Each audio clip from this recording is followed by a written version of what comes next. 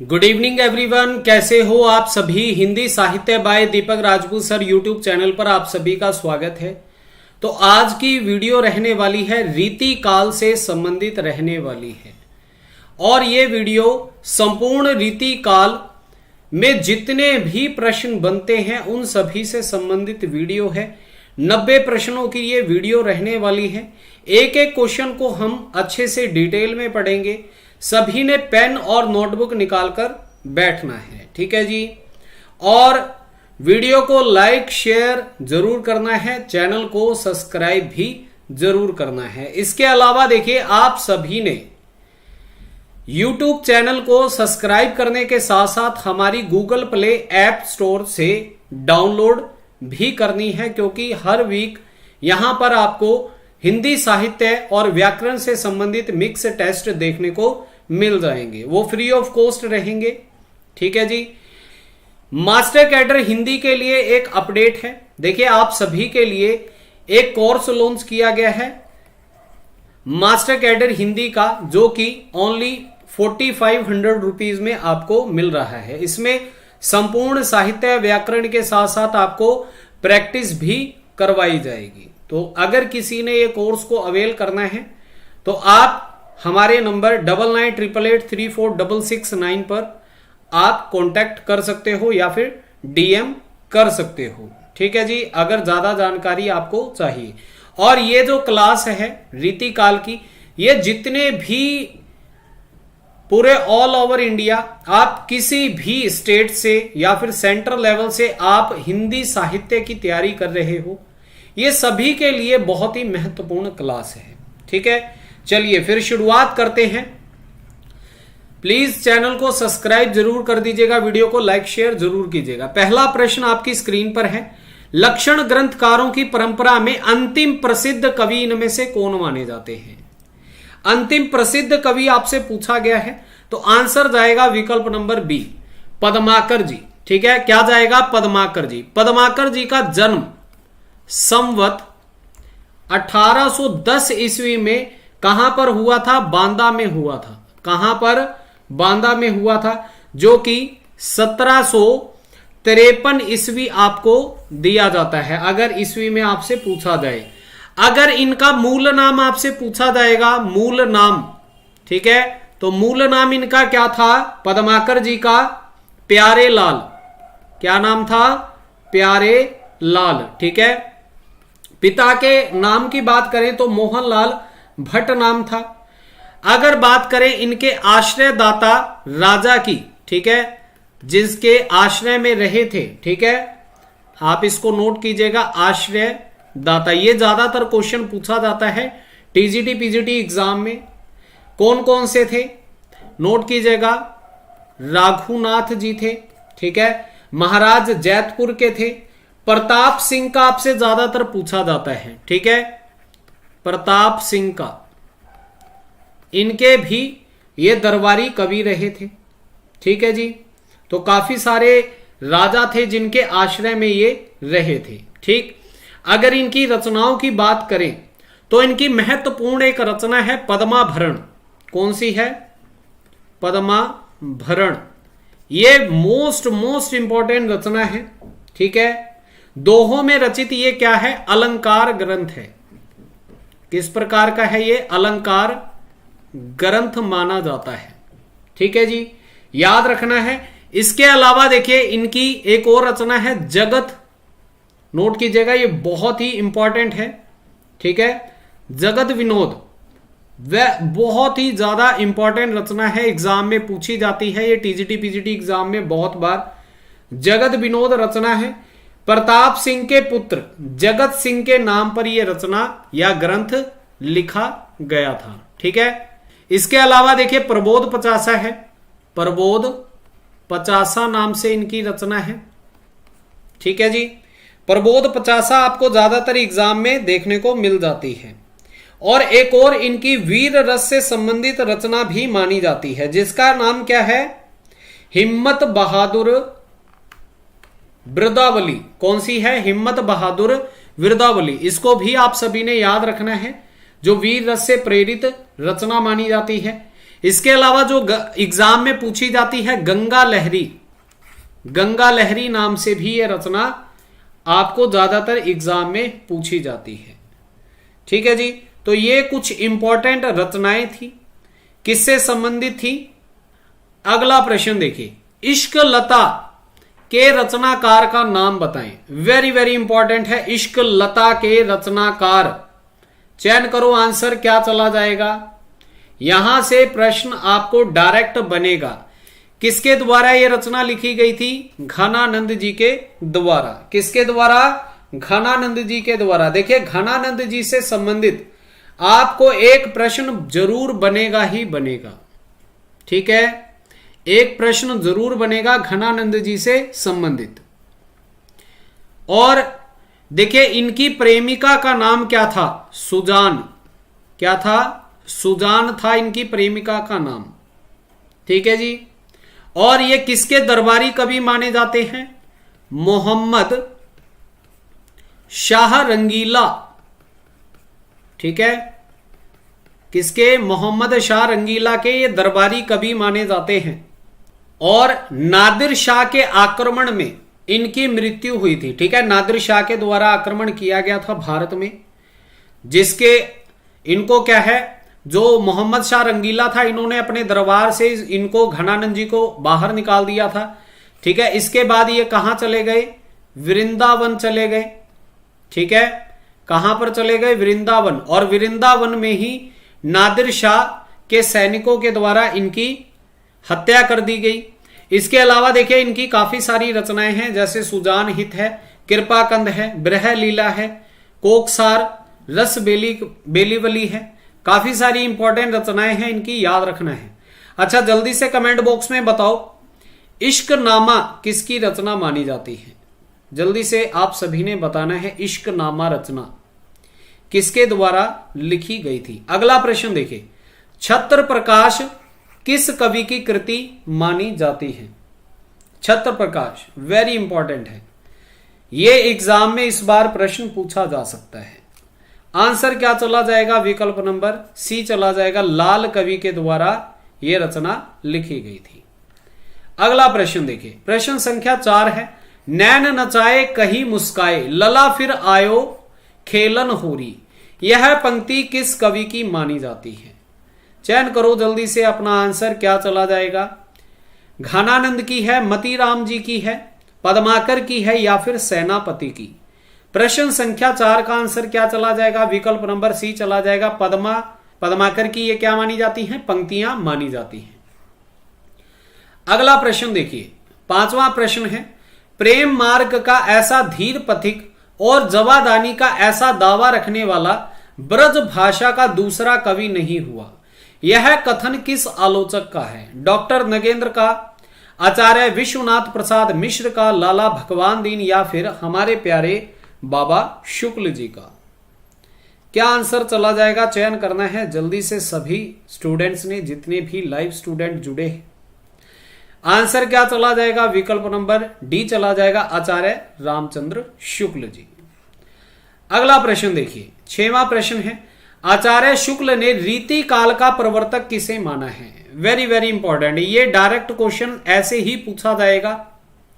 ठीक है जी, master cadre वाले जितने भी स्टूडेंट हैं, बढ़िया से करिएगा ये क्लास, क्योंकि आपको इस क्लास में से बहुत क्वेश्चन बनने वाले हैं। आचार्य शुक्ल ने रीति काल का प्रवर्तक किसे माना है? चिंतामणि जी को माना है। किसको माना है? चिंतामणि जी को माना है। चिंतामणि जी से संबंधित प्रश्न आपको देखने को मिल जाएंगे एग्जाम में, तो सभी ने चिंतामणि जी से संबंधित प्रश्न जरूर करने हैं। और जल्दी से कमेंट बॉक्स में चिंतामणि से संबंधित इनकी जो रचनाएं हैं वो जरूर लिखिए। ठीक है जी। और ये किस प्रकार के कवि माने जाते हैं? रीति काल में सर्वांग निरूपण, ठीक है, सर्वांग निरूपण कवि माने जाते हैं। सर्वांग निरूपण कवियों में देखिए कुलपति मिश्र भी आ जाते हैं, देव भी आ जाते हैं, भिखारी दास भी आ जाते हैं, प्रताप शाही भी आ जाते हैं, कुमार मणि भी आ जाते हैं। तो ये भी आपने याद रखना है, आपसे पूछ लिया जाएगा इनमें से सर्वांग निरूपण कवि कौन से माने जाते हैं। ठीक है, ये भी प्रश्न बन सकता है। प्रश्न संख्या 7 देखिए, इनमें से कौन रीति मुक्त कवि नहीं है? रीति मुक्त कवि नहीं है। देखिए, घनानंद रीति मुक्त कवि माने जाते हैं, बोधा माने जाते हैं, आलम माने जाते हैं, ठीक है। इसके अलावा और कौन से माने जाते हैं? ठाकुर भी माने जाते हैं, ठीक है। उसके अलावा कौन से माने जाते हैं? द्विजदेव, ये भी क्या माने जाते हैं? रीति मुक्त कवि माने जाते हैं। परंतु जो रीति मुक्त कवि नहीं है वो कौन से हैं? भूषण हैं।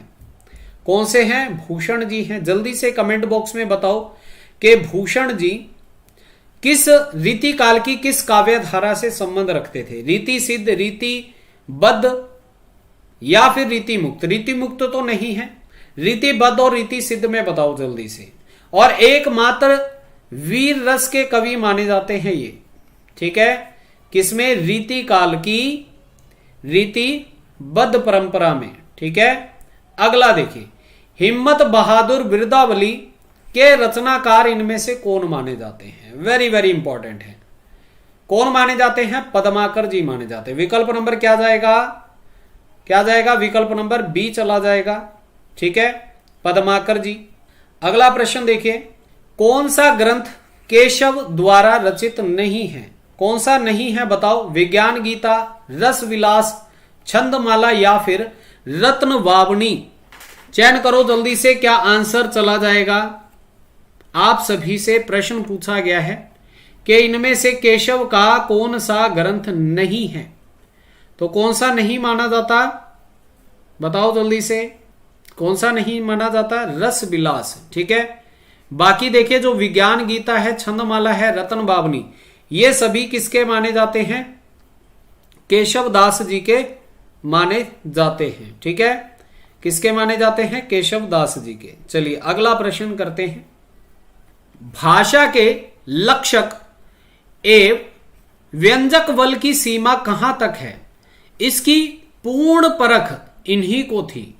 आचार्य शुक्ल ने इस कथन में इन्हीं शब्द किस कवि के लिए प्रयोग किया है? बिहारी के लिए, घनानंद के लिए, पद्माकर के लिए या फिर सेनापति जी के लिए? क्या आंसर चला जाएगा बताओ जल्दी से। प्रश्न संख्या 10 का आंसर चयन करना है सभी ने। क्या आंसर जाएगा? जल्दी जल्दी कमेंट बॉक्स में बताओ। क्या जाएगा? विकल्प नंबर बी चला जाएगा, ठीक है। घनानंद के बारे में ये आचार्य शुक्ल जी के द्वारा कहा गया था, ठीक है। अगला देखिए, रणित भृंग घंटावली झरित दान मधुनीर में किस ऋतु का वर्णन बिहारी जी ने किया है? सबसे पहले आपको यह याद रखना है कि ये जो पंक्तियां हैं बिहारी जी से संबंधित है और मास्टर कैडर एग्जाम में या फिर आप अगर टीजीटी पीजीटी का एग्जाम दे रहे हैं, ठीक है जी, उसके लिए ये महत्वपूर्ण पंक्तियां हैं। इसका आंसर क्या चला जाएगा? विकल्प नंबर क्या जाएगा? यहां पर डी है, ठीक है, बसंत ऋतु चला जाएगा। क्या जाएगा? बसंत ऋतु, ठीक है, विकल्प नंबर डी चला जाएगा। अगला प्रश्न देखिए, लक्षण ग्रंथ का अभिप्राय इनमें से क्या है? इंपॉर्टेंट है, बहुत बार मैंने आपको करवाया है। क्या आंसर जाएगा? विकल्प नंबर ए काव्यांग निरूपण ग्रंथ माना जाता है। क्या माना जाता है? काव्यांग निरूपण। अगला देखिए, 13वां प्रश्न है, बहुत बार ये एग्जाम में पूछा जाता है, ये वाला प्रश्न सभी ने करना है। जपदी सुजाति सुलक्षणी सुवर्ण सरस सुवृत भूषण बिनना बिरजाई कवित बनित मित, किसके द्वारा ये लिखी गई है? कवि केशव जी के द्वारा ये पंक्तियां लिखी गई हैं। केशव दास जी से संबंधित प्रश्न बहुत बनते हैं एग्जाम में। इनके द्वारा देखिए, रसिक प्रिया है, रामचंद्रिका है, कवि प्रिया है, रत्न बावनी है, विज्ञान गीता है, जहांगीर जस चंद्रिका, नक्षिक, छंदमाला, वीर सिंह देवचरित, बहुत सारी इनकी रचनाएं इनके द्वारा लिखी गई थी, ठीक है। बहुत ही इंपॉर्टेंट है केशव जी। और आपसे ये पूछा जाएगा कि ये किस संप्रदाय में दीक्षित थे, तो ये निम्बार्क संप्रदाय में दीक्षित थे। किसमें? निम्बार्क संप्रदाय में दीक्षित थे। अगर बात करें इनके उपनाम की, तो इनका जो उपनाम था वेदांती मिश्र था। क्या नाम था? वेदांती मिश्र। नोट कर लीजिएगा सभी स्टूडेंट। इसके अलावा देखिए इनके जो प्रधान आश्रयदाता थे, कौन थे? आश्रयदाता की अगर बात करेंगे तो इनके प्रधान आश्रयदाता थे इंद्रजीत। कौन थे? इंद्रजीत। वेरी वेरी इंपॉर्टेंट है ये, ठीक है, इंद्रजीत सिंह लगा लो, ठीक है जी। और केशवदास किस प्रकार के कवि माने जाते हैं? अलंकारवादी, ठीक है, अलंकारवादी कवि माने जाते हैं ये। क्लियर है? अलंकारवादी आचार्य के तौर पर ये गिने जाते हैं केशव जी। अगला प्रश्न देखिए, निम्न सूचियों को सुमेलित करते हुए सही कोड का चयन करना है। सबसे पहले आपको यहां पर देखिए रचनाकार दिए गए हैं और यहां पर रचनाएं दी गई हैं। भूषण के द्वारा कौन सी रचना लिखी गई थी? छत्रसाल दशक, वेरी वेरी इंपॉर्टेंट है। मतीराम के द्वारा कौन सी रचना लिखी गई? राग रत्नाकर है। केशवदास जी के द्वारा रसिक प्रिया और पद्माकर के द्वारा जगत विनोद। सभी ने ये आंसर को करना है।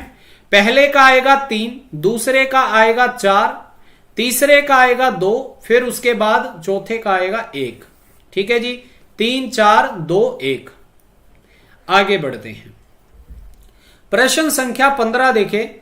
जयपुर नरेश प्रताप शाही के दरबार में रहने का श्रेय किस कवि को मिला था? बिहारी को, पद्माकर को, सेनापति को या फिर मतीराम को? चयन करो जल्दी से। जयपुर नरेश प्रताप शाही के दरबार में रहने का श्रेय किसे मिला था? अभी मैंने बताया था पद्माकर जी को मिला था। इसके बाद देखिए, इनमें से कौन सी विशेषता सामान्यता रीतिकालीन काव्य की नहीं है? रीति निरूपण है, चमत्कार प्रदर्शन है, राष्ट्रीय भावना या फिर श्रृंगार रस की प्रमुखता? चयन करो। प्रश्न संख्या 16 का आंसर क्या चला जाएगा? क्या हो जाएगा प्रश्न संख्या 16 का आंसर? बहुत बढ़िया, विकल्प नंबर क्या जाएगा? सी चला जाएगा। राष्ट्रीय भावना की विशेषता रीति काल में देखने को नहीं मिलती।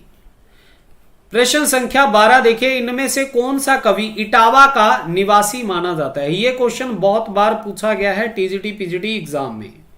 आंसर क्या चला जाएगा? विकल्प नंबर डी चला जाएगा, देव कवि। ठीक है, कौन से माने जाते हैं? देव कवि माने जाते हैं। और देखिए, देव जी से संबंधित प्रश्न एग्जाम में बनते ही बनते हैं। देव से संबंधित आपने क्वेश्चन करने ही करने हैं। ठीक है, इनकी एक पंक्ति थी, अभिदा उत्तम काव्य है, मध्य लक्षणालीन, अधम व्यंजना रस विरस, उल्टी उल्टी कहत प्रवीण। तो ये इनकी एक महत्वपूर्ण पंक्ति है, एग्जाम में बहुत बार पूछी गई है, याद रखना है। इसके अलावा देखिए इनकी जो रचनाएं हैं, भाव विलास है, अष्टयाम है, देवचरित है, सुजान विनोद, ये जरूर नोट कीजिएगा, सुजान विनोद नाम से इनकी रचना है, ये एग्जाम में अक्सर पूछी जाती है। ठीक है, काव्य रसायन, काव्य रसायन, ये रचना भी अक्सर आपको एग्जाम में देखने को मिल जाएगी। और कौन सी है? भाव विलास, भाव विलास नाम से इनकी महत्वपूर्ण रचना है। ठीक है, अष्टयाम को जरूर याद रखना है। अष्टयाम, आपसे प्रश्न बनते हैं कि इनमें से किस कवि ने अष्टयाम रचना नहीं लिखी है। अगर बात करें इनके ग्रंथों की, तो इनके द्वारा कितने ग्रंथ लिखे गए? इनके द्वारा 72 ग्रंथ लिखे गए, जिसमें से सिर्फ कितने उपलब्ध हैं? 15 ग्रंथ उपलब्ध हैं। ठीक है, चलिए अगला प्रश्न देखिए। निम्नलिखित सूचियों को सुमेलित करते हुए सही कोड चयन करना है। यहां पर कवि दिए गए हैं और उनकी रचनाएं दी गई हैं। सबसे पहले देखिए देव कवि हैं। देव कवि जी के द्वारा कौन सी रचना लिखी गई थी? भवानी विलास लिखी गई थी। बिहारी के द्वारा एकमात्र रचना बिहारी सस्सई लिखी गई। भूषण के द्वारा देखिए छंदो हृदय प्रकाश रचना लिखी गई और मतीराम के द्वारा ललित ललाम रचना लिखी गई। मोस्ट इंपॉर्टेंट है, सभी ने यह रचनाओं को करना है। आगे बढ़ते हैं। 19वां प्रश्न देखिए, भानुदत्त की रस मंजरी के आधार पर रीति आचार्यों ने किस प्रकार के ग्रंथों की रचना की? भानुदत्त की रस मंजरी के आधार पर आपसे पूछा गया है। आंसर क्या चला जाएगा? विकल्प नंबर सी, नायिका भेद ग्रंथ। प्रश्न संख्या 20 देखिए, इत आवती चली जात उत चली 6 सातक हाथ। यह पंक्ति किस कवि की मानी जाती है? घनानंद, मतीराम, बिहारी या फिर देव? क्या आंसर चला जाएगा? विकल्प नंबर सी चला जाएगा, बिहारी जी की ये पंक्तियां मानी जाती हैं। ठीक है, इत आवत चली जात उत चली 6 सातक हाथ किसके द्वारा लिखी गई है? बिहारी जी के द्वारा। आगे देखिए, प्रश्न संख्या 21 है, तुलसी गंग दो भय सुकविन के सरदार। ठीक है, यह पंक्ति किसके द्वारा लिखी गई थी? केशव दास, चिंतामणि, भिखारी दास या फिर रहीम जी के द्वारा? तुलसी गंग दो भय सुकविन के सरदार किसके द्वारा ये पंक्तियां कही गई थी? भिखारी दास जी के द्वारा ये पंक्तियां कही गई थी। वेरी वेरी इंपॉर्टेंट है, डायरेक्ट एग्जाम में ये प्रश्न बनेगा, आप सभी ने करना है। ठीक है जी, क्या आंसर चला जाएगा इसका? क्या हो जाएगा? विकल्प नंबर सी चला जाएगा। अगला प्रश्न देखिए, भवानी विलास किस कवि की रचना है? आईएमपी प्रश्न बनता है ये। क्या आंसर चला जाएगा? भवानी विलास किसके द्वारा ये रचना लिखी गई थी? बहुत बढ़िया, विकल्प नंबर क्या चला जाएगा? विकल्प नंबर जाएगा ए। ठीक है, किसके द्वारा लिखी गई थी? देव कवि जी के द्वारा ये रचना लिखी गई थी। प्रश्न संख्या 23 देखिए, इनमें से कौन सी रचना मतीराम की नहीं है? अलंकार पंचाशिका मतीराम की रचना है, वृत्त कौमुदी मतीराम जी की रचना है, ललित ललाम मतीराम की रचना है, लेकिन रसिक प्रिया जो रचना है किसकी है? केशव दास जी की। ठीक है, किसकी है? केशव जी की यह रचना मानी जाती है। अगला देखिए, 24वां प्रश्न है, रीति काल में वीर रस की कविता करने वाले कवि इनमें से कौन से हैं? आप सभी को मैंने बताया था, रीति काल में वीर रस की कविता लिखने वाले एकमात्र कवि कौन माने जाते हैं? कवि भूषण जी माने जाते हैं। कौन माने जाते हैं? कवि भूषण जी माने जाते हैं। ठीक है, कवि भूषण से संबंधित प्रश्न बनते हैं। क्लियर है? सभी ने कवि भूषण को एक एक डिटेल में करना है। इनकी एक रचना है शिवराज भूषण। कौन सी है? शिवराज भूषण। ये महत्वपूर्ण रचना है, महत्वपूर्ण रचना है। इसमें कितने अलंकारों का वर्णन देखने को मिलता है? 105 अलंकार। ठीक है, कितने? 105 अलंकारों का वर्णन इसमें देखने को मिलता है। ठीक, इसके अलावा इनकी शिवा बावनी है, छत्रसाल दशक है, यह महत्वपूर्ण इनकी रचनाएं मानी जाती हैं। ठीक है, आश्रयदाता इनके शिवाजी माने जाते हैं। वास्तविक नाम की बात करें तो इनका जो वास्तविक नाम है पातीराम, यह गणपति चंद्र गुप्त के द्वारा बताया गया है। अगला देखिए, प्रश्न संख्या 25 है, इनमें से रीति सिद्ध कवि कौन माने जाते हैं? रीति सिद्ध कवि आपसे पूछा गया है तो आंसर जाएगा सीधा सीधा बिहारी दास जी। क्या जाएगा? बिहारी जी माने जाते हैं। अगला देखिए, प्रश्न संख्या 26 आपकी स्क्रीन पर है, रीति काल में रचित अधिकांश काव्य इनमें से किस प्रकार के हैं? मुक्तक, प्रबंध, कथा काव्य या फिर चंपू? आंसर क्या चला जाएगा? विकल्प नंबर ए। ठीक है, मुक्तक काव्य माने जाते हैं रीति काल के, और ब्रज भाषा में लिखे गए माने जाते हैं। 27वां प्रश्न है, बिहारी सतसई पर किसका प्रभाव नहीं है? किसका प्रभाव नहीं माना जाता? आंसर जाएगा विकल्प नंबर ए, गीत गोविंद का प्रभाव नहीं माना जाता। ठीक है, विकल्प नंबर क्या जाएगा? ए सही हो जाएगा इसका आंसर। प्रश्न संख्या 28 देखिए, कौन सा ग्रंथ कवि भूषण द्वारा रचित नहीं है? कवि भूषण के द्वारा रचित ग्रंथ जो नहीं है वो कौन सा है? छत्र प्रकाश। बाकी देखिए, छत्रसाल दशक है, शिवा बावनी और शिवराज भूषण, ये तीनों के तीनों रचनाएं किसकी मानी जाती हैं? कवि भूषण की। जल्दी से कमेंट बॉक्स में बताओ, छत्र प्रकाश किसकी रचना मानी जाती है? सभी ने कमेंट बॉक्स में बताना है छत्र प्रकाश किसकी रचना मानी जाती है। अगला देखिए, प्रश्न संख्या 29 है, देव माया प्रपंच नाटक के रचयिता इनमें से कौन माने जाते हैं? भूषण, देव, सूदन या फिर लाल कवि? आंसर क्या चला जाएगा? प्रश्न संख्या 29 का आंसर क्या जाएगा? विकल्प नंबर बी चला जाएगा, कवि देव माने जाते हैं। 30वां प्रश्न देखिए, अति सूधो स्नेह को मार्ग है, जह नेकु सयानपक बांक नहीं, यह पंक्ति किसकी है? चयन करो जल्दी से। अति सूधो स्नेह को मार्ग है, जहां नेकु सयानप बांक नहीं, यह पंक्ति किस कवि की मानी जाती है? किसकी मानी जाती है? घनानंद जी की। विकल्प नंबर क्या जाएगा? डी सही हो जाएगा इसका। अगला देखिए, प्रश्न संख्या 31 है, इनमें से कौन सा ग्रंथ रीति ग्रंथ नहीं है? रीति ग्रंथ आपसे पूछा गया है, तो आंसर जाएगा, बताओ जल्दी से, क्या जाएगा? बिहारी सही। विकल्प नंबर बी सही हो जाएगा।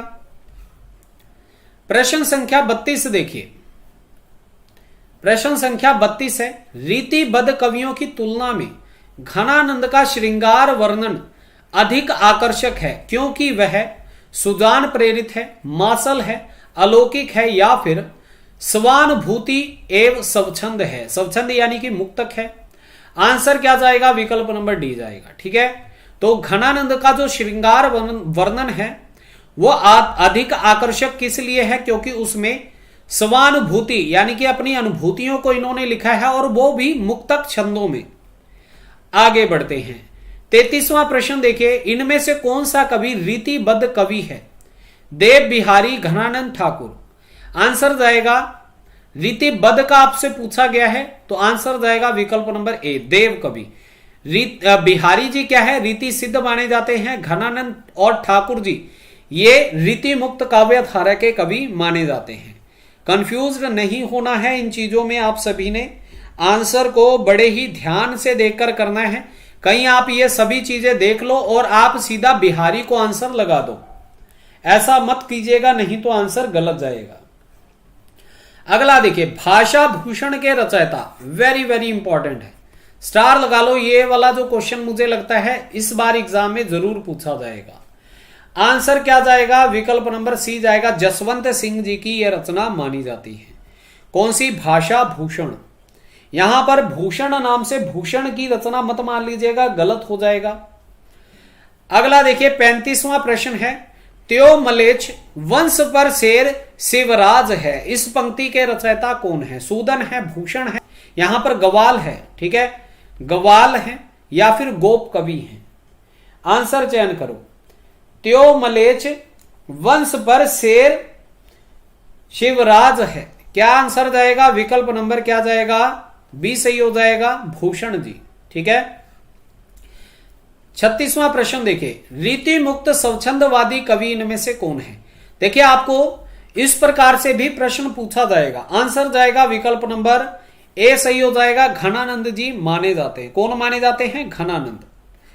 37वां प्रश्न देखिए, ऊंचे घोर मंदिर के अंदर रहन बारी ऊंचे घोर मंदिर के अंदर रहाती है, यह पंक्ति किस कवि की है? पद्मावत की है, सूदन की है, भूषण की है या फिर चिंतामणि जी की? क्या आंसर चला जाएगा? ऊंचे घोर मंदिर के अंदर रहन वारी, किसके द्वारा ये पंक्तियां लिखी गई थी?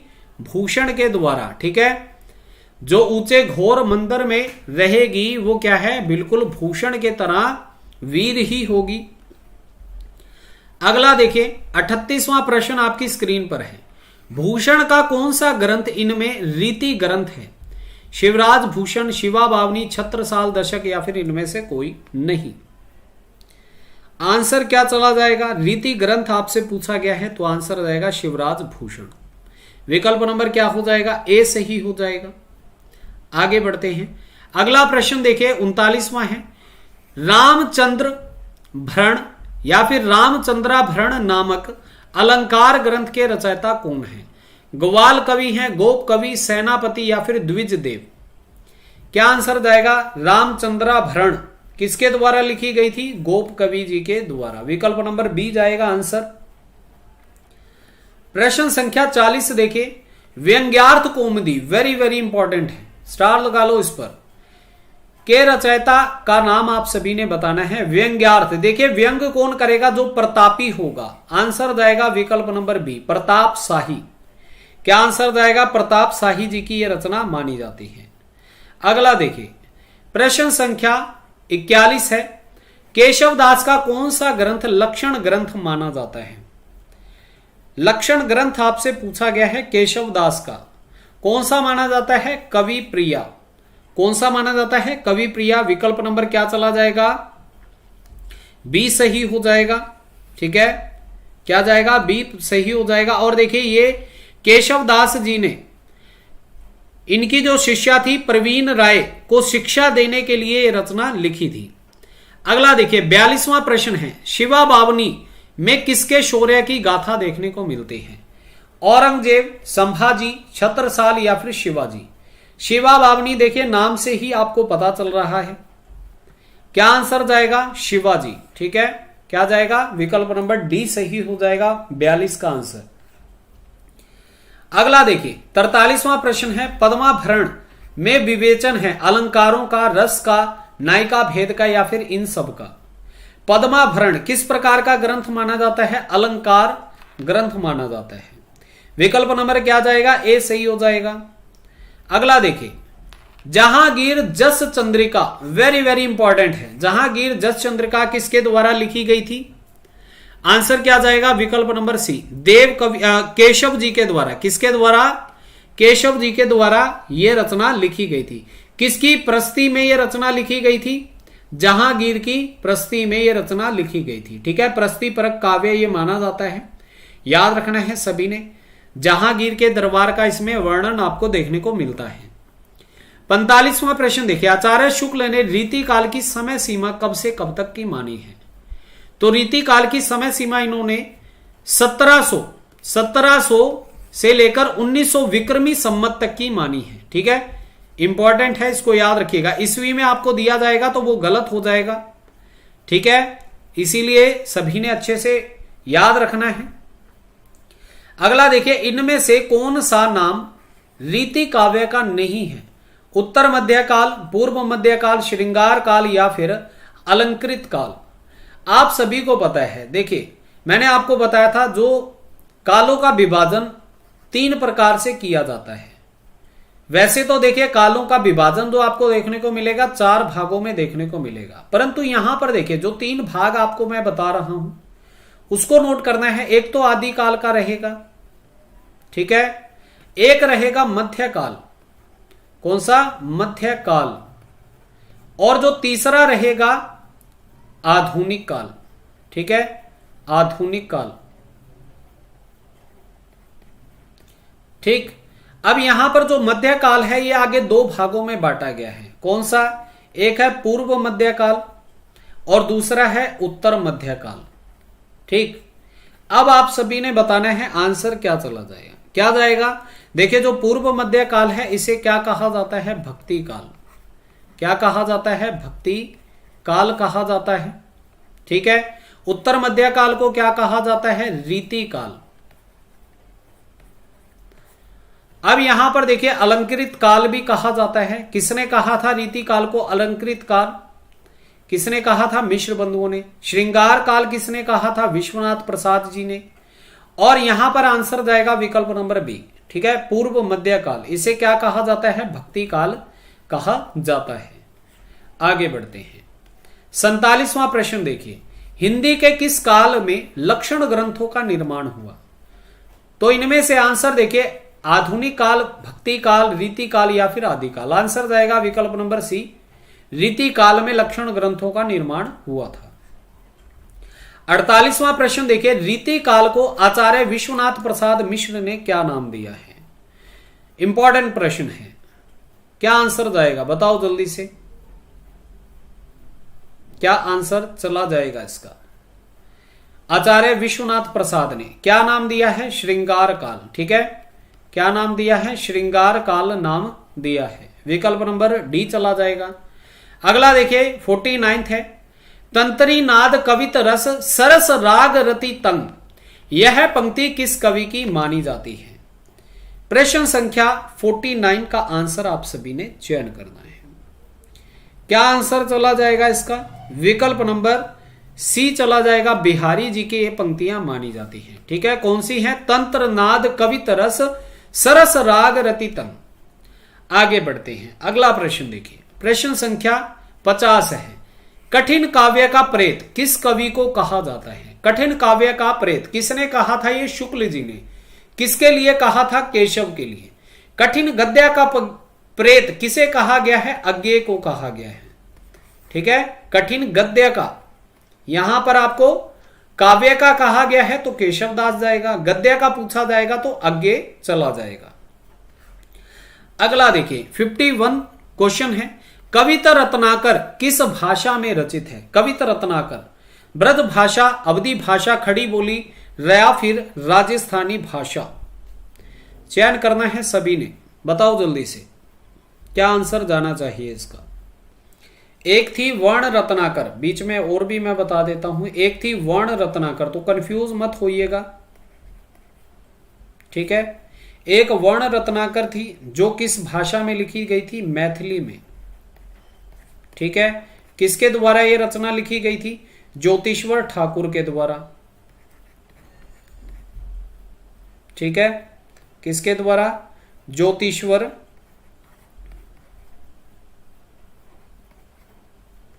ठाकुर जी के द्वारा यह रचना लिखी गई थी। ठीक है, अच्छा अब आपसे कविता रत्नाकर का पूछा गया है। यह रचना किसके द्वारा लिखी गई है? सेनापति के। किसके द्वारा यह रचना लिखी गई है? सेनापति जी के द्वारा यह रचना लिखी गई है। कौन सी भाषा में है? ब्रज भाषा में। ठीक है, या फिर अवधी, या फिर खड़ी बोली, या फिर राजस्थानी? क्या आंसर जाएगा? विकल्प नंबर ए सही हो जाएगा। ठीक है, ब्रज भाषा में यह रचना देखने को मिलती है। किस भाषा में? ब्रज भाषा में। ठीक, आंसर क्या जाएगा? विकल्प नंबर ए सही हो जाएगा। बहुत बढ़िया, आगे बढ़ते हैं। अगला प्रश्न देखिए, इनमें से कौन सा ग्रंथ चंद्रलोक की छाया है? काव्य विवेक है, कवि कुल कल्पतरु है, भाषा भूषण है, या फिर काव्य प्रकाश माना जाता है? बताओ जल्दी से क्या आंसर जाएगा। यह प्रश्न थोड़ा सा डिफरेंट है, बताओ जल्दी से क्या आंसर जाना चाहिए इसका। क्या जाएगा? चंद्रलोक की छाया किस ग्रंथ को कहा जाता है? भाषा भूषण को कहा जाता है। ठीक, विकल्प नंबर क्या चला जाएगा इसका? सी सही हो जाएगा। ठीक है जी, क्या जाएगा? सी सही हो जाएगा। अगला देखिए, अमीय हलाहल रस भरे श्याम सवेत रत्नार, यह पंक्ति किस कवि की मानी जाती है? चयन करो जल्दी से, आंसर क्या चला जाएगा बताओ जल्दी से। बिहारी की, रसलीन की, मतीराम की, या फिर पद्माकर जी की? क्या चला जाएगा? रसलीन की। ठीक है, अमीय हलाहल रस भरे श्याम सवेत रत्नार। अगला देखिए 54वां क्वेश्चन आपकी स्क्रीन पर है। इनमें से सस्सई किस कवि ने नहीं लिखी? बिहारी, मतीराम, वीरेंद्र, या फिर घनानंद? आंसर सीधा सीधा जाएगा विकल्प नंबर डी। ठीक है, घनानंद।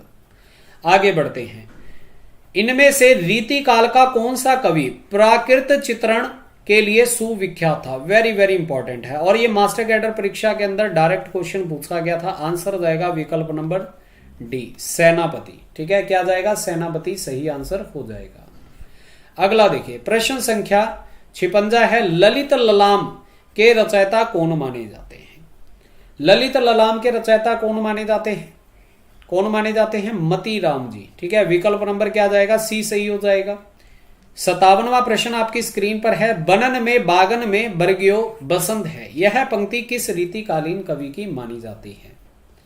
वेरी वेरी इंपॉर्टेंट है, मास्टर कैडर परीक्षा में यह क्वेश्चन पूछा गया है और ज्यादातर टीजीटी पीजीटी परीक्षाओं में यह पूछा जाता है।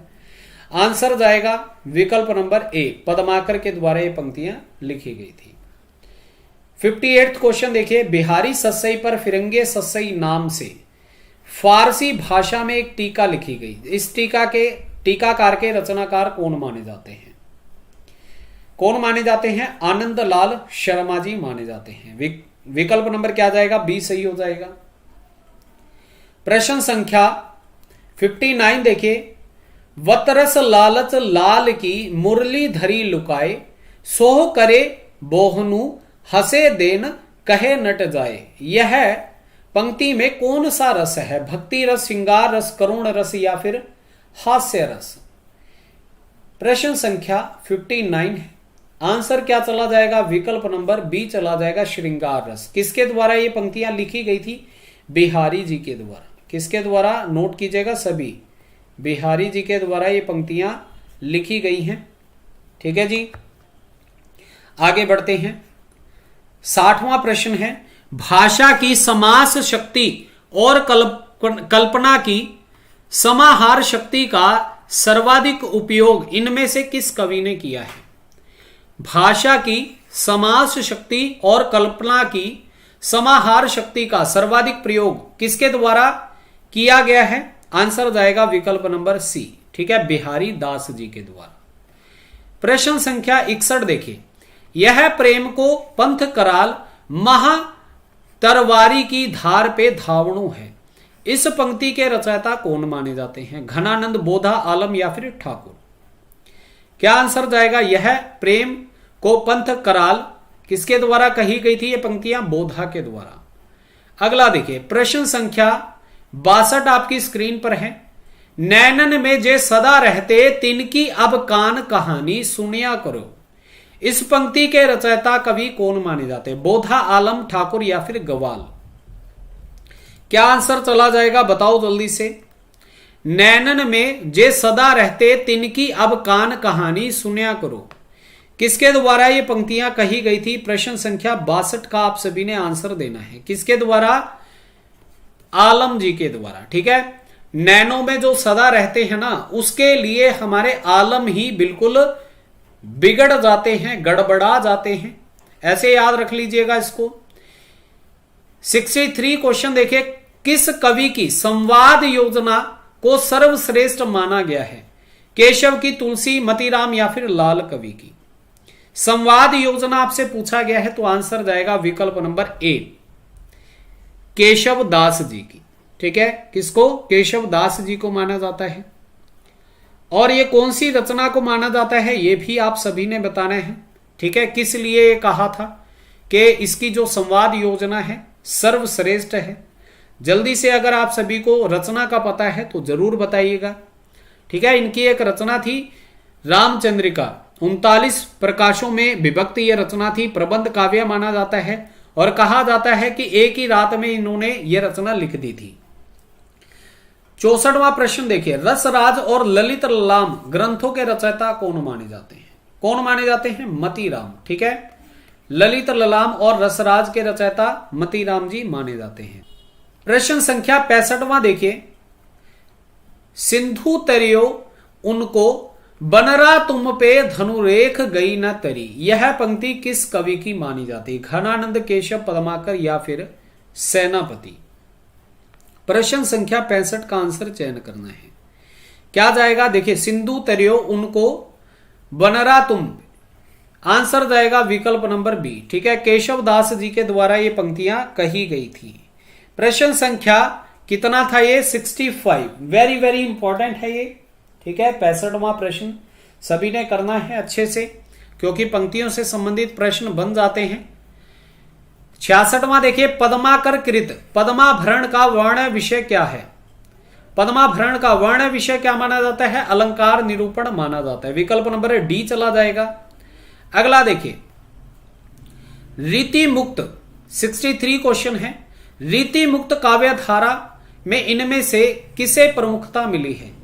श्रृंगार रस चित्रण को, रीति निरूपण, राजप्रस्ती या फिर भक्ति भावना को?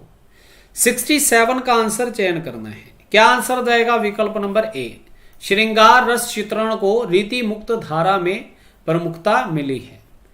अगला प्रश्न देखिए, प्रश्न संख्या 68 है। किस कवि की पालकी में बुंदेलखंड के शासक ने अपना कंधा लगाया था? किसने लगाया था? बुंदेलखंड के शासक ने। किसकी पालकी में लगाया था? भूषण जी की पालकी में लगाया था। विकल्प नंबर क्या चला जाएगा? विकल्प नंबर जाएगा डी।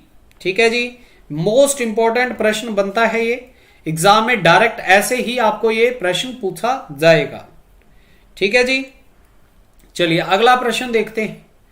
शिवराज भूषण में अलंकारों की संख्या कितनी है? कितनी संख्या मानी जाती है शिवराज भूषण में अलंकारों की? 105। आगे बढ़ते हैं। 17वां प्रश्न देखिए, इनमें से कौन सा ग्रंथ केशव का नहीं है? केशव का नहीं है। देखिए विज्ञान गीता है, जहांगीर जस चंद्रिका है, रत्न बावनी है, भाषा भूषण इनका नहीं है। किसका है? जसवंत सिंह जी का माना जाता है। आगे बढ़ते हैं।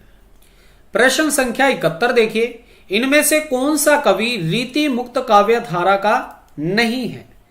रीति मुक्त काव्य धारा का नहीं है आपसे पूछा गया। देखिए बोधा है, आलम है, ठाकुर, लेकिन रसलीन जी नहीं माने जाते, इसलिए आंसर जाएगा विकल्प नंबर ए।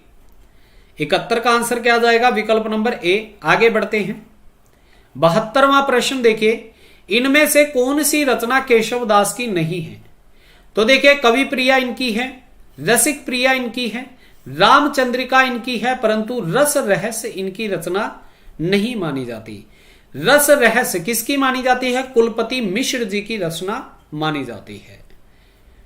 73वां प्रश्न देखिए, जन्म ग्वालियर जानिए मथुरा बसी ससुराल, यह पंक्ति किस कवि के विषय में है? केशव, बिहारी, घनानंद या फिर पद्माकर जी की। जन्म कहां हुआ है? ग्वालियर में, और ससुराल कहां पर है? मथुरा में। कौन से कवि माने जाते हैं? बिहारी लाल चौबे जी माने जाते हैं। क्या आंसर जाएगा? बिहारी लाल सही उत्तर चला जाएगा। 74वां प्रश्न देखिए, कवि वर बिहारी लाल किसकी रचना मानी जाती है? आचार्य शुक्ल की, ठाकुर जगमोहन सिंह, राधा कृष्ण दास या फिर बद्री नारायण चौधरी जी। कवि वर बिहारी लाल किसके द्वारा ये लिखी गई थी? राधा कृष्ण दास जी के द्वारा रचना लिखी गई थी। विकल्प नंबर सी जाएगा आंसर। प्रश्न संख्या 75 देखिए, गोप कवि किसके आश्रय में रहते थे? महाराज पृथ्वी सिंह, जसवंत सिंह, शक्ति सिंह या फिर परमाल सिंह। गोप कवि का आपसे पूछा गया है, आंसर जाएगा विकल्प नंबर ए। ठीक है, पृथ्वी सिंह के आश्रय में ये रहते थे। प्रश्न संख्या 76 देखिए, इनमें से जगन्नाथ दास रत्नाकर की कृति छाटनी है आपने। जगन्नाथ दास रत्नाकर के द्वारा कौन सी रचना लिखी गई थी? बताओ जल्दी से। उद्धव शतक है, भ्रमर गीत है, गीतावली है या फिर रश्मि रथी मानी जाती है? जगन्नाथ दास रत्नाकर की कौन सी मानी जाती है? उद्धव शतक मानी जाती है। विकल्प नंबर क्या जाएगा? ए सही हो जाएगा। अगला देखें, प्रश्न संख्या 77 है, इनमें से कौन सा कथन असत्य है? घनानंद के काव्य में लाक्षणिक पदावली का प्रयोग हुआ है, तो बिल्कुल हुआ है, लाक्षणिक पदावली का प्रयोग किया गया है। ठाकुर के काव्य में मुहावरों का, लोकोक्तियों का सुंदर वर्णन है। ठीक है, मुहावरों व लोकोक्तियों का सुंदर वर्णन देखने को मिलता है बिल्कुल ठाकुर के काव्य में। आलम जन्म से ब्राह्मण थे, बाद में मुसलमान हो गए, ये भी ठीक है। बिरह बारिश नामक बोधा की कृति मुक्तक काव्य है, तो ये मुक्तक काव्य नहीं है। ठीक है जी, कौन सी नहीं है? मुक्तक काव्य ये नहीं है। रचना तो बिरह बारिश बोधा की ही मानी जाती है, परंतु ये जो रचना है ये मुक्तक काव्य नहीं माना जाता। जल्दी से आप सभी ने कमेंट बॉक्स में बताना है कि ये किस प्रकार की रचना मानी जाती है। प्रबंधात्मक मानी जाती है या फिर खंड काव्य मानी जाती है, किस प्रकार की मानी जाती है? बताओ जल्दी से कमेंट बॉक्स में। बहुत बढ़िया, बिरह बारिश क्या है? प्रबंध काव्य मानी जाती है। ठीक है, क्या है? प्रबंध काव्य है। प्रश्न संख्या 78 देखिए, रीतिकालीन कवि सेनापति के गुरु कौन थे? नरहरि, शेष, सनातन जी, बल्लवाचार्य या फिर हीरामन। क्या आंसर जाएगा? रीतिकालीन सेनापति के गुरु कौन माने जाते हैं? हीरामन दीक्षित जी माने जाते हैं। विकल्प डी जाएगा आंसर। 79 प्रश्न देखिए, सहजोबाई किस काल की कवित्री मानी जाती है? मोस्ट इंपॉर्टेंट है, आपको ये क्वेश्चन फंसाने के लिए पूछ लिया जाएगा। आंसर क्या चला जाएगा इसका? विकल्प नंबर बी, रीति काल की कवित्री मानी जाती है सहजोबाई।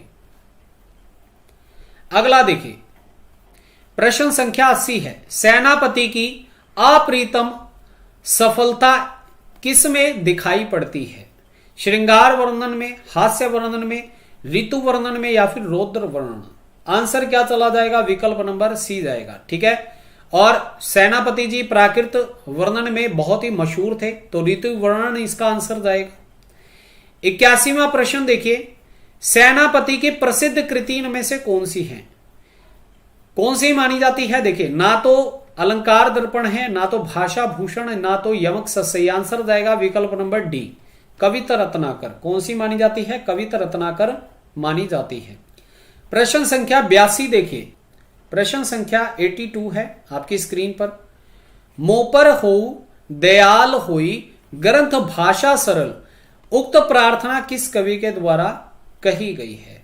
ठीक है, किस कवि के द्वारा यह प्रार्थना की गई है? 82 का आंसर आप सभी ने चयन करना है। विकल्प नंबर क्या जाएगा? ए सही हो जाएगा, बोधा जी के द्वारा। ठीक है, किसके द्वारा? बोधा के द्वारा। 83 देखिए, बोधा की प्रेमिका का नाम क्या है? आप सभी को मैंने बताया था कि घनानंद की प्रेमिका का नाम सुजान था, लेकिन बोधा की प्रेमिका का नाम क्या था? सुभान था। विकल्प नंबर सी जाएगा आंसर। 84वां क्वेश्चन देखिए, अनियोक्ति कल्पद्रुम के रचनाकार कौन माने जाते हैं? गिरधर कविराय, दीन दयाल गिरी, प्रताप शाही या फिर भिखारी दास जी। अनियोक्ति कल्पद्रुम के रचनाकार कौन माने जाते हैं? दीन दयाल गिरी माने जाते हैं। ठीक है, आगे बढ़ते हैं। 85वां प्रश्न देखिए, बोधा का मूल नाम क्या था? इन्हें बोधा नाम किसने दिया था? बताओ जल्दी से, बोधा का मूल नाम क्या था? क्या नाम था? बुद्धिसेन था। ठीक है, क्या नाम था? बुद्धिसेन। अच्छा, जल्दी से बताओ कि बोधा को बोधा नाम किसने दिया था? कमेंट बॉक्स में आप सभी ने बताना है किसके द्वारा दिया गया था। ठीक है जी, अगला प्रश्न देखिए, 86 क्वेश्चन है, अलंकार पंचाशिका के रचयिता इनमें से कौन है? भूषण, मतीराम चिंतामणि या फिर जसवंत सिंह। अलंकार पंचाशिका के रचनाकार कौन माने जाते हैं? मतीराम जी माने जाते हैं। विकल्प नंबर क्या जाएगा? बी सही हो जाएगा। अगला प्रश्न देखिए, 87 है, बोधा की रचना बिरह बारिश का आधार क्या है? आधार जब भी आपसे पूछा जाएगा ना बिरह बारिश का, तो कौन सा माना जाता है? माधवानंद काम कंदला। वैसे ये क्या है? प्रबंध काव्य माना जाता है, लेकिन आधार आपसे पूछा गया है तो माधवानंद काम कंदला चला जाएगा आंसर। किसके द्वारा रचना लिखी गई थी? माधवानंद काम कंदला, आलम जी के द्वारा। ठीक है, और एक और रचनाकार के द्वारा यह रचना लिखी गई थी, माधवानंद काम कंदला। बताओ जल्दी से कमेंट बॉक्स में किसके द्वारा लिखी गई थी? शकुंतला नाटक किसकी रचना मानी जाती है? जसवंत सिंह, राम या फिर नेवाज या फिर नागरी दास। आंसर क्या चला जाएगा? शकुंतला नाटक। शकुंतला नाटक करने से वाज नहीं आती, आंसर जाएगा विकल्प नंबर सी। ठीक है जी, क्या जाएगा? विकल्प नंबर सी चला जाएगा, नेवाज। अगला देखिए, 89 प्रश्न आपकी स्क्रीन पर है। पीतांबर दत्त बड़वाल के अनुसार रामचंद्रिका क्या है? असाधारण महाकाव्य है, फुटकर कविताओं का संग्रह है, छंदों का अजायब घर या फिर अलंकार मंजूषा। जो पीतांबर दत्त बड़वाल के अनुसार रामचंद्रिका क्या मानी गई है? फुटकल कविताओं का संग्रह मानी गई है। ठीक है, विकल्प नंबर क्या चला जाएगा? बी चला जाएगा। अगला देखिए, वीडियो का अंतिम प्रश्न है, काव्य विवेक के रचनाकार कौन माने जाते हैं? चयन करो जल्दी से, देव कवि, मतीराम चिंतामणि या फिर केशव दास। काव्य के विवेक की चिंता करनी है आपने, आंसर जाएगा विकल्प नंबर सी। तो ये आपके महत्वपूर्ण 90 प्रश्न थे। सभी ने वीडियो को लाइक और शेयर जरूर करना है। चैनल पर नए हो तो चैनल को सब्सक्राइब जरूर कर लीजिएगा। ठीक है जी, आप सभी के लिए महत्वपूर्ण जो क्लासेस हैं हिंदी साहित्य की और व्याकरण की आपको चैनल पर फ्री ऑफ कॉस्ट देखने को मिल जाएंगी। ठीक है जी, तो चलिए मिलते हैं अगली वीडियो में। जय हिंद।